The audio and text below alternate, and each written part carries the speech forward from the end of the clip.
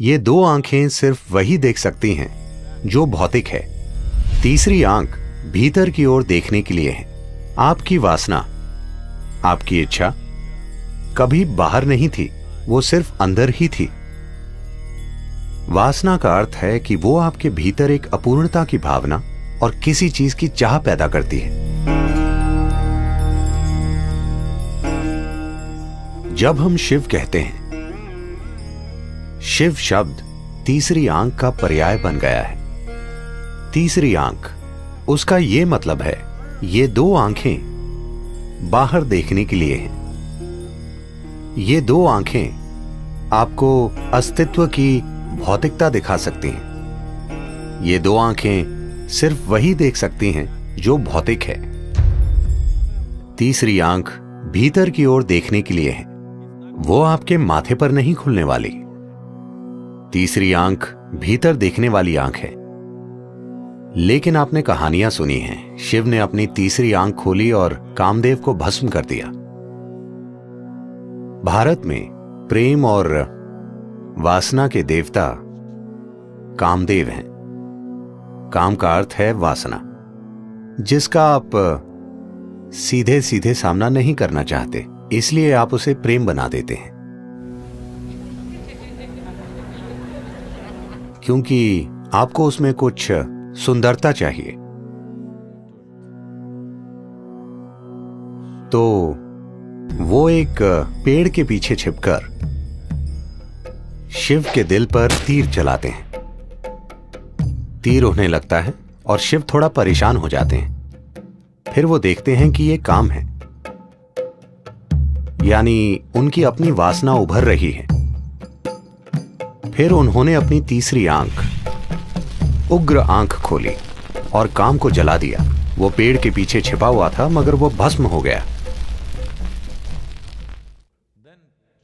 फिर शिव ने जले हुए काम की राख को अपने ऊपर लगा लिया कि मैंने इस चीज को सदा के लिए खत्म कर दिया है।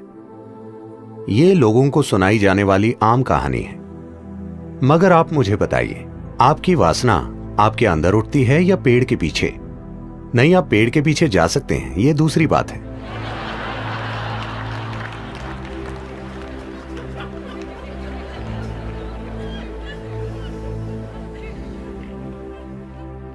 मगर वो उठती कहां है? आपके भीतर। इच्छा बाहर नहीं मंडराती। ऐसा नहीं है कि एक सुंदर स्त्री या एक सुंदर पुरुष बैठा है तो आपकी इच्छा जागती है, क्योंकि इच्छा काम आपके भीतर है। इसीलिए उन्होंने अपनी तीसरी आंख खोलकर अपने अंदर के काम को जला दिया, उसे नहीं जो बाहर खड़ा है, क्योंकि वो कभी भी बाहर नहीं खड़ा था। कृपया इस पर गौर कीजिए। आपकी वासना, आपकी इच्छा कभी बाहर नहीं थी, वो सिर्फ अंदर थी। तो उन्होंने अपनी तीसरी आंख खोली, इस तरह नहीं, अंदर की ओर।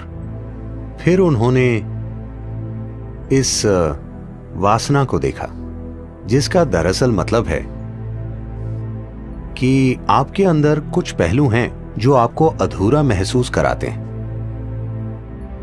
तो आप सोचते हैं कि आप किसी चीज का या किसी व्यक्ति के पीछे जाने पर ही पूरे होंगे।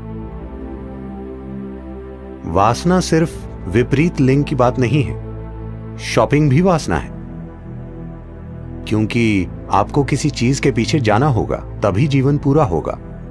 हर इच्छा वासना है, क्योंकि उसके बिना मेरा अस्तित्व नहीं हो सकता। मैं उसे चाहता हूं, क्योंकि जब मेरे पास वो होगा तभी ये पूरा होगा। वो कोई चीज हो सकती है, पद हो सकता है, ताकत हो सकती है, सेक्सुअलिटी हो सकती है, कोई फर्क नहीं पड़ता कि वो क्या है। वासना का अर्थ है कि वो आपके भीतर एक अपूर्णता की भावना और किसी चीज की चाह पैदा करती है, जिससे आपको लगता है अगर आपके पास वो नहीं है तो आप अधूरे हैं। तो वो अपने अंदर के काम को जलाने का फैसला करते हैं। उन्होंने काम को जलाया और फिर पसीने की जगह उनके शरीर के छिद्रों से राख निकली। ये यौगिक कथा है। आम लोगों को सुनाई जाने वाली कहानी ये है कि वो पेड़ के पीछे छिपा था और उन्होंने उसे जला दिया, अपनी तीसरी आंख खोलकर उसे जला दिया फिर उस राख को लेकर अपने ऊपर लगा लिया। कहानी का यौगिक आयाम यह है कि उनके भीतर काम जगा। उन्होंने अपनी तीसरी आंख खोली, उसे जलाया और फिर धीरे धीरे राख उनके शरीर से निकलने लगी, जिसने उन्हें साफ साफ दिखाया कि सब कुछ खत्म हो गया। हर चीज जिसे आप खुद के रूप में जानते हैं उसे मरना चाहिए। जब मैं मृत्यु कहता हूं, भौतिक मृत्यु नहीं है जो समस्या है। सवाल है हर उस चीज को खोना जिसे आप अभी मैं के रूप में जानते हैं, आपकी शख्सियत, आपकी पहचान। Once you learn to be an individual, एक बार आप शारीरिक और मानसिक ढांचे से परे एक व्यक्ति होना सीख लेते हैं, इसका अर्थ है कि आप मर चुके हैं। मृत्यु को जीने का यही मतलब है। तो अगर आप जानते हैं कि शारीरिक और मानसिक ढांचों के बिना एक व्यक्ति कैसे बने, तो आप मृत्यु को जीते हैं। अगर आप मृत्यु को जीते हैं तो आप अपने अस्तित्व में शाश्वत हैं। अब समय आ गया है कि आप मृत्यु को जिएं ताकि आप अनंत काल तक जीवित रहें।